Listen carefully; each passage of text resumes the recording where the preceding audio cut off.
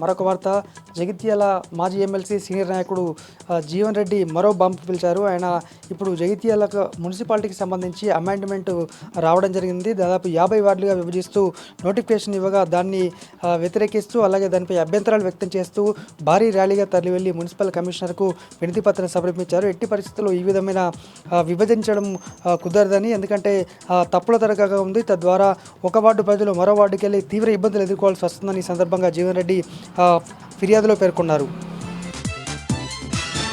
మరొక వార్త, బెట్టింగ్కు అలాగే ఆన్లైన్లో రమ్మీ ఆటకు యువకులు బలవుతున్నారు. తాజాగా జగిత్యాల పట్టణానికి చెందినటువంటి సాయి కుమార్ అనే యువకుడు అప్పుల బాధ బాగా, అంటే ఈ బెట్టింగ్కు సంబంధించి లక్షల రూపాయలు అప్పు పెట్టడంతో వాళ్ళంతా ఇంటికి రావడంతో తీవ్ర మానసిక వేదనకు లోనే పురుగుల మందు, గడ్డి మందు తాగి ఆత్మహత్యకు పాల్పడ్డగా దాదాపు 4 రోజుల తర్వాత చికిత్స పొందుతూ ఇవాళ మృతి చెందాడు. మరి బెట్టింగ్ కారణంగా రాష్ట్ర వ్యాప్తంగా ఎప్పుడొకళ్ళు బలవుతూనే ఉన్నారు. ఇవి జిల్లా వ్యాప్తంగా ఉన్నటువంటి వార్తలు.